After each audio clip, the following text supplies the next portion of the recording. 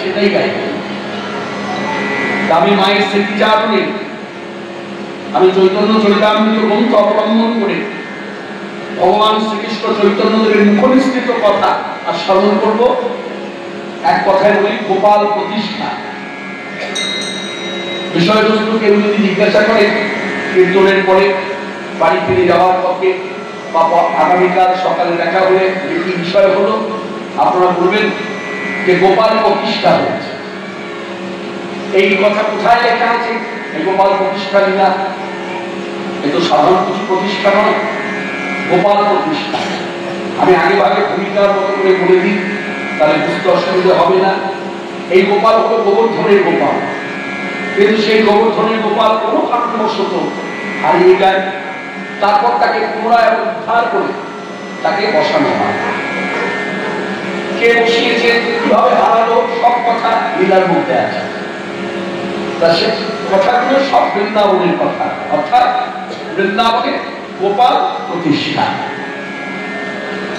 এখন এই কথা আস্বাদনের পূর্বে একটা কথা আমার আছে। সেই কথাটা হলো, যেমন আমাদের মা চলে গেছে, কোথাও বাবা চলে যায়, হ্যাঁ, কোথাও দেখা গেছে ভাতৃবিয়োগ ঘটেছে, স্ত্রী বিয়োগ ঘটেছে, মাতৃবিয়োগ ঘটেছে, হ্যাঁ, ভগ্নী বিয়োগ ঘটেছে।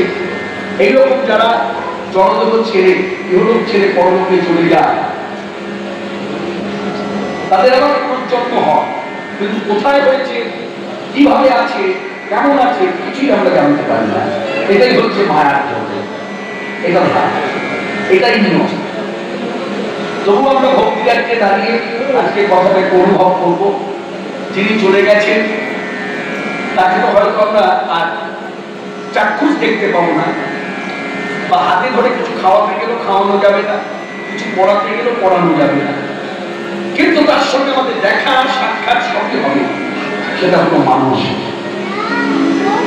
তাই এখন যে গানটি আমি গাইব, উপস্থাপনা করবো, এই গানটি শুধু এবারই ক্ষেত্রে নয়, এই গানটি আপনার জীবনও প্রযোজ্য, আমার জীবনও প্রযোজ্য।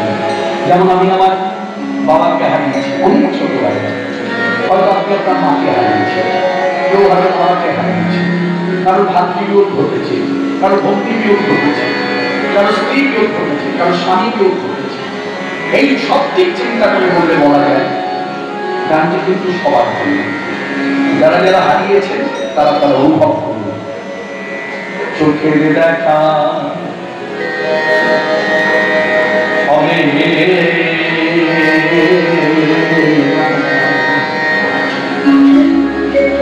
শুধু দেখা হবে, মনে মনে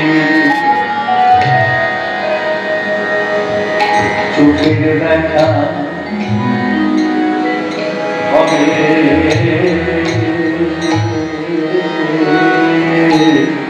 না শুধু দেখা হবে, মনে মনে তুমি নিশিথ সপনে ও রমণ আমি যাব,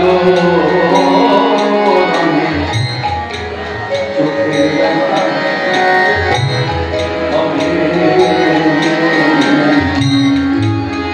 হবে। যার স্ত্রীবিয়োগ ঘটেছে তার স্বামীর মতো আসতে পারে, যার মাতৃবিয়োগ ঘটেছে তার ছেলের মতো আসতে পারে, তার মেয়ের মতো আসতে পারে, তার জামাতার মতো আসতে পারে, সবার মতো। যে যাকে হারিয়ে তাকে তো পাওয়া যায়, কিন্তু তাকে পাওয়া যায় কিভাবে? স্মরণে মননে স্বপ্নে। তুমি নিষিদ্ধ মানে রাতের দিন যখন আমার স্বপ্ন দেখি, নিষিদ্ধ স্বপনে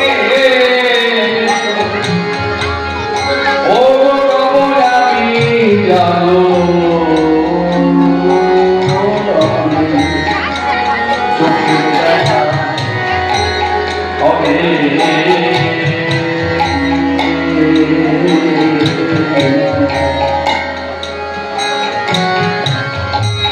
তাহলে হারানোর পরেও হারানোর দুঃখ মায়ের জগতে এত দুঃখের মধ্য সবকিছু আমরা করছি, আমরা বেঁচে আছি কি করে এই মায়ের সংসারে? সব কিছু করে চলে গেছো তুমি, তব স্মৃতি লয়ে বেঁচে রব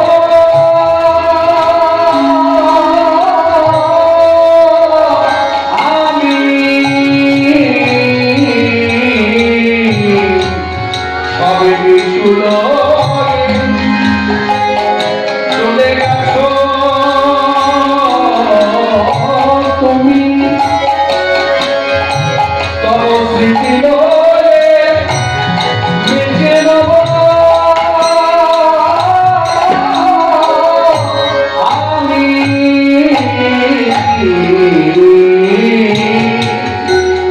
তুমি নিষিদ্ধ।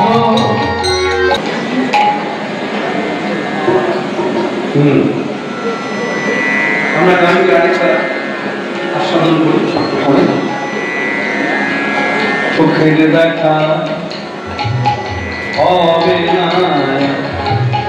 শুধু দেখা হবে মনে মনে, তুমি নিষিদ্ধ সকলে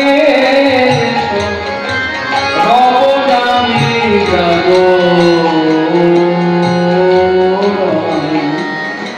চোখের দেখা হবে না, সবে কিছু লয়ে চলে গেছো তুমি, তব স্মৃতি লয়ে বেঁচে রব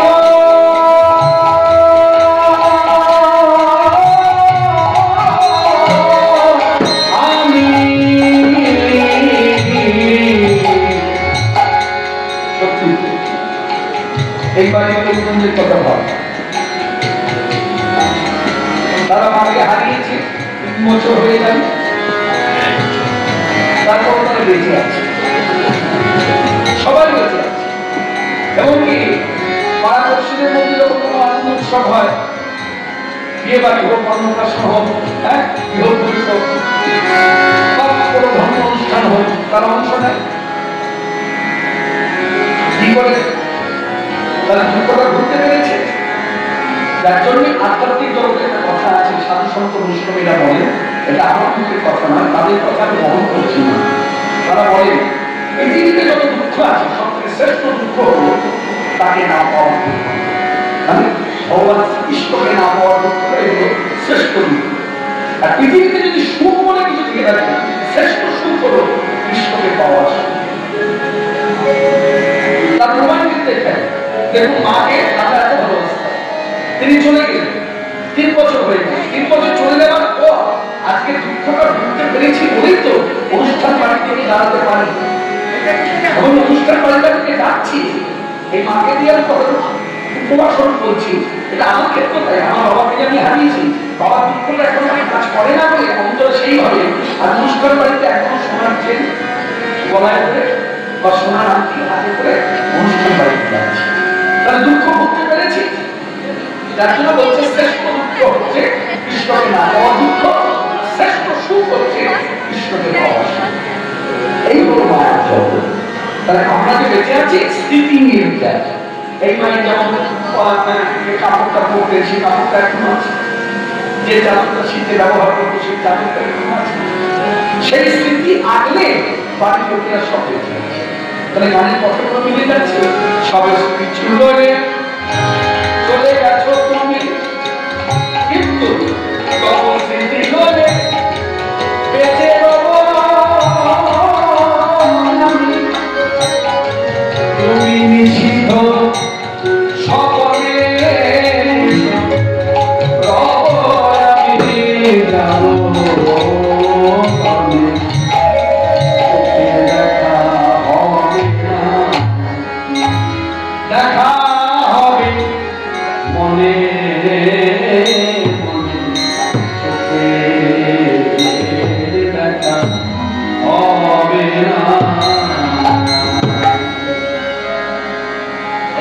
আমি মায়ের উদ্দেশ্যে উৎসর্গ করলাম। এবার আমরা বিষয়বস্তু আলোচনা করব। বিষয়বস্তু আলোচনার পূর্বে আসলে সবাই মিলে একটু হাত জোর করি, একটু হাত জোর করি, বলতে না পারি হাত জোর করি।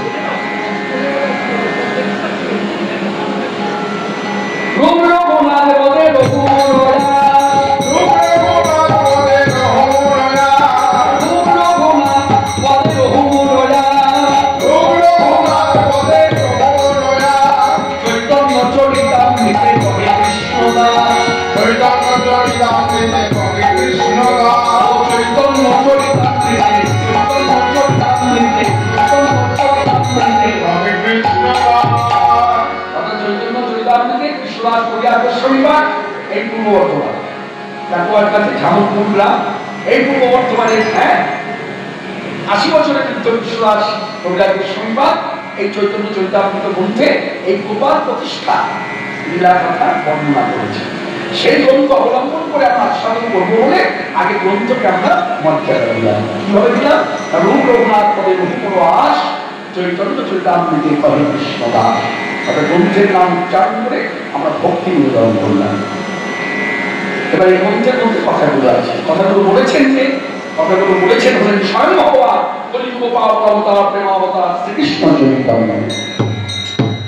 শ্রীকৃষ্ণ চৈতন্য মানে তখন তিনি সন্ন্যাসী। আপনারা সকলে জানেন মহাপ্রভু বহু সুন্দর সন্ন্যাস ধর্ম গ্রহণ করেছিলেন মাঘ মাসের ১ তারিখে, মানে পয়লা মাঘ। মাঘটি ছিল বৃহস্পতিবার। এই পয়লা মাঘে তিনি কাটোয়ায় কাঞ্চননগরে মুক্তেশ্বর ভারতের কাছ থেকে সন্ন্যাস ধর্ম গ্রহণ করবার পর নামকরণ হয়। আজ হইতে নাম শ্রীকৃষ্ণ চৈতন্য রঘুনি।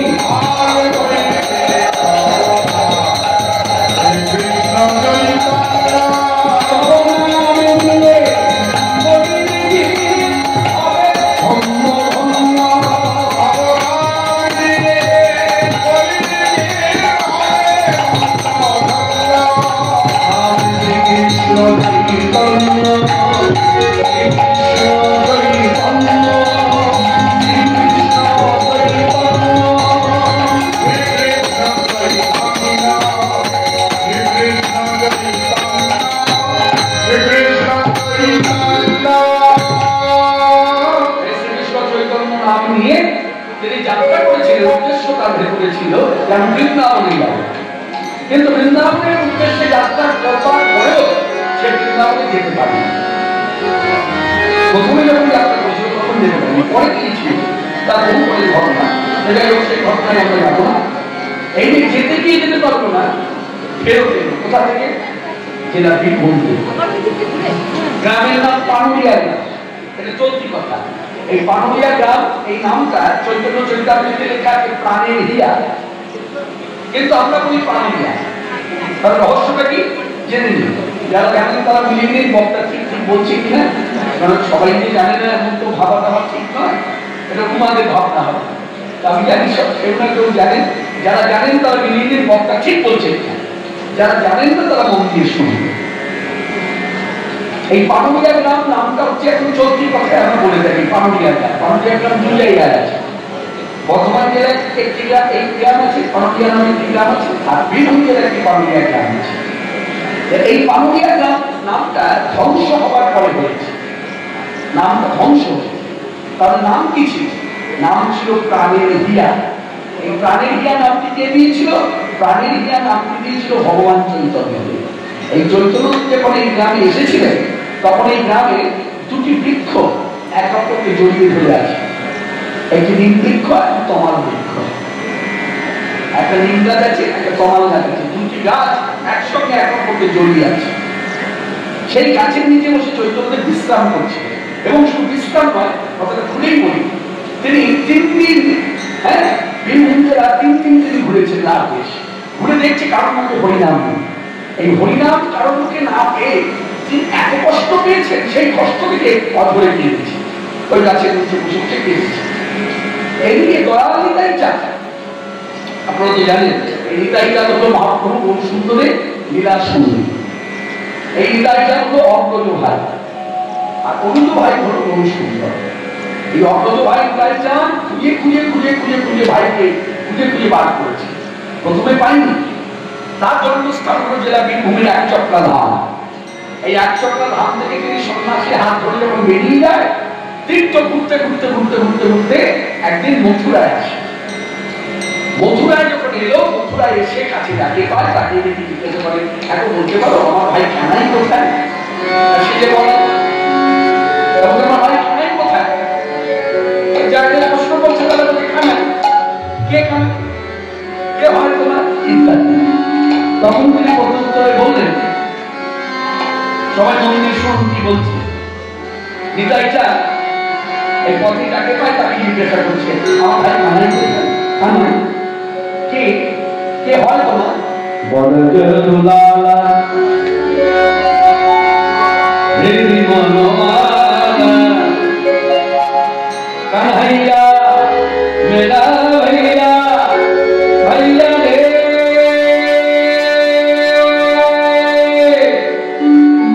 কানহাইয়া মেরা বদরুলালা हृदय मनोला कान्हैया मेरा भैया भैया रे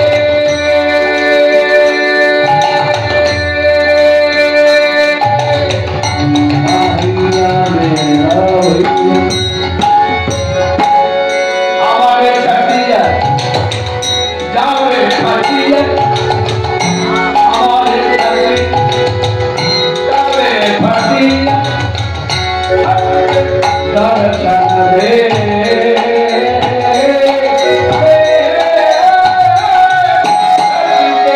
दर्शन दे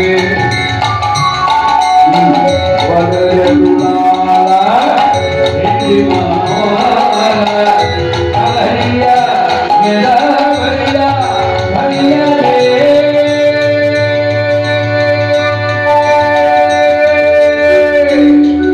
कान्हैया मेरा भैया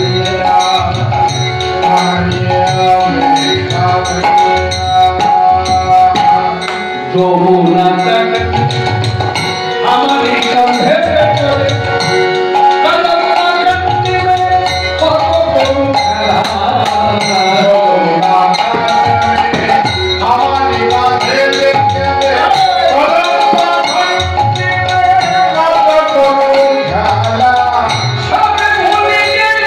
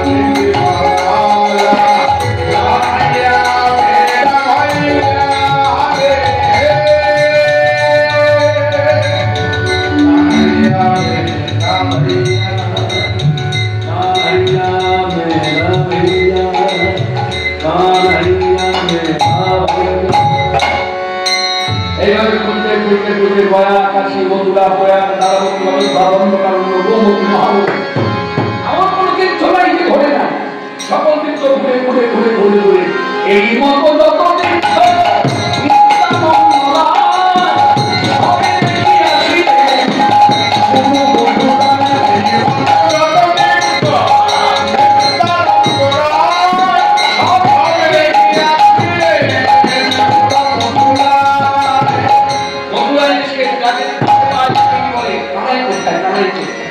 অবশেষে জানতে পারলেন জানিয়া ঢাকাইল বহু নবদ্বীপে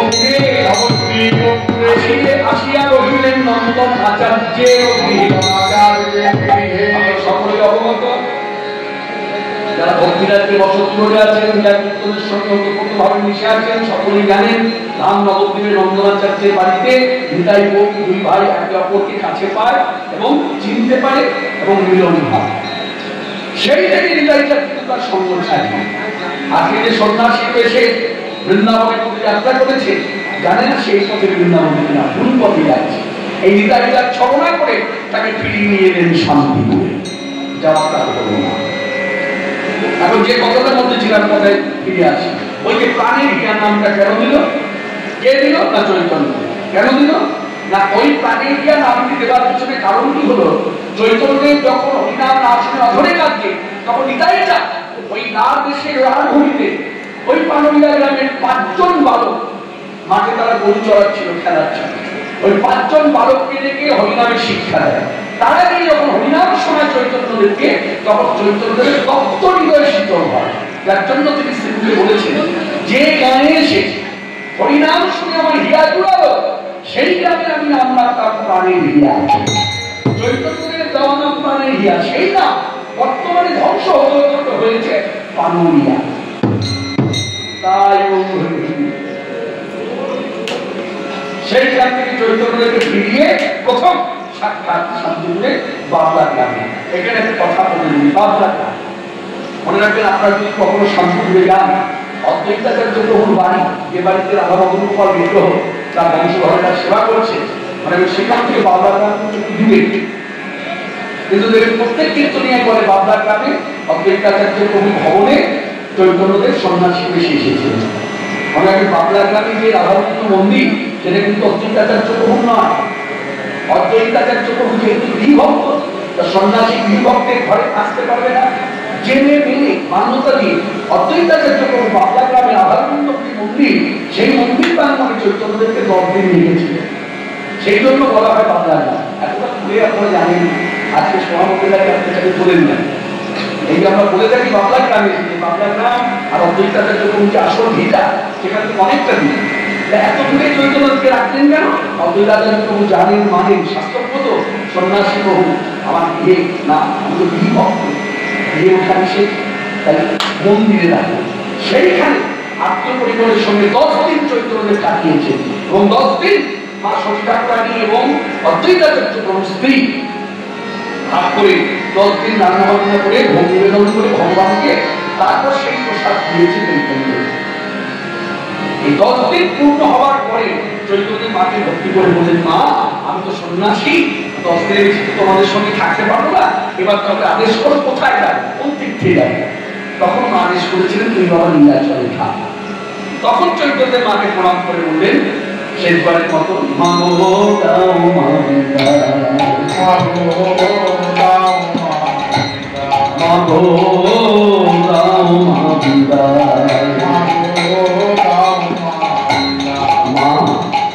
শান্তি পুরো বলি হলি যাব নীলাচল হরি হরি মাগো মাগো মানিপা দাও দাও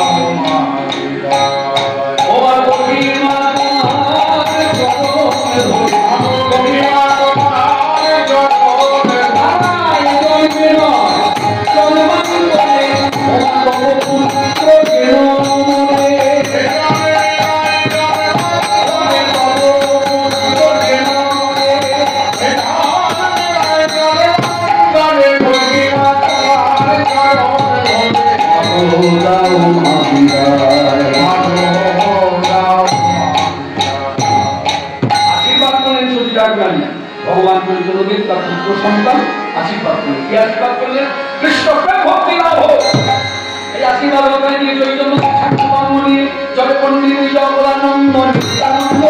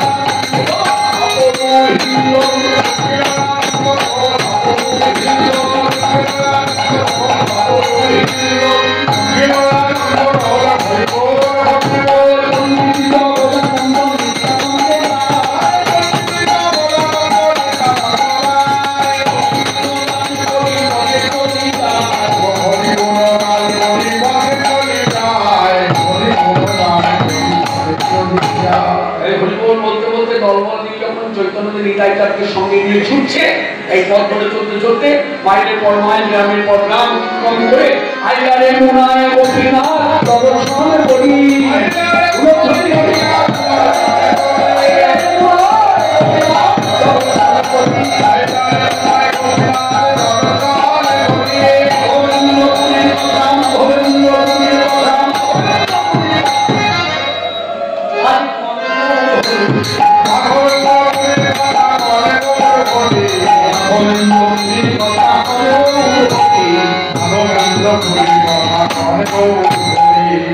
চৈতন্যদের দলবল নিয়ে নিতাইচাঁদকে সঙ্গে নিয়ে একেবারে গোপীনাথের বাড়িতে এসে গোপীনাথকে শুয়ে পড়ে ভক্তি করেছে।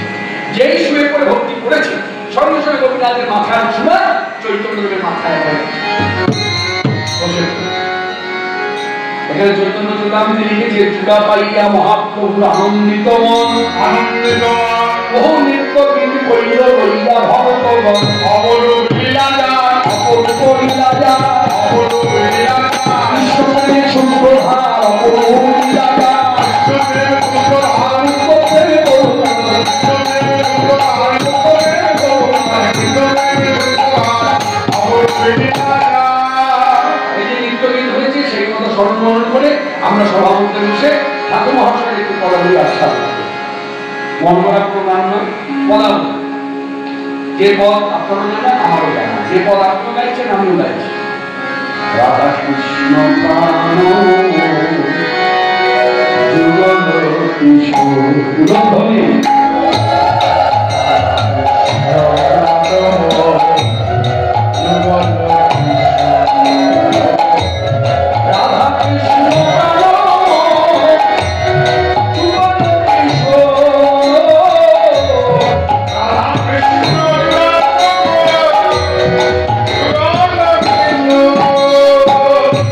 জীবনে মরণে জীবনে মরণে লাগিব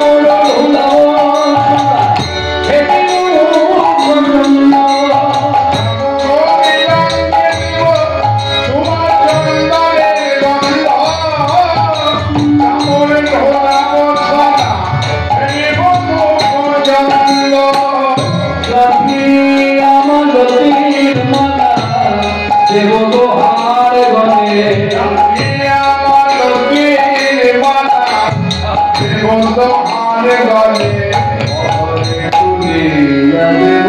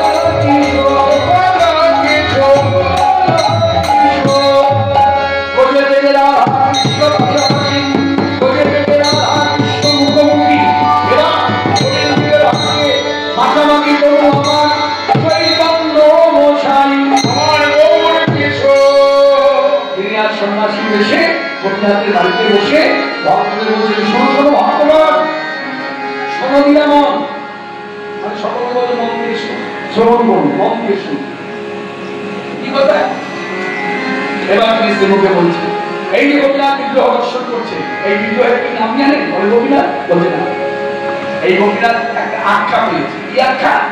এই যে ক্ষীর চোরা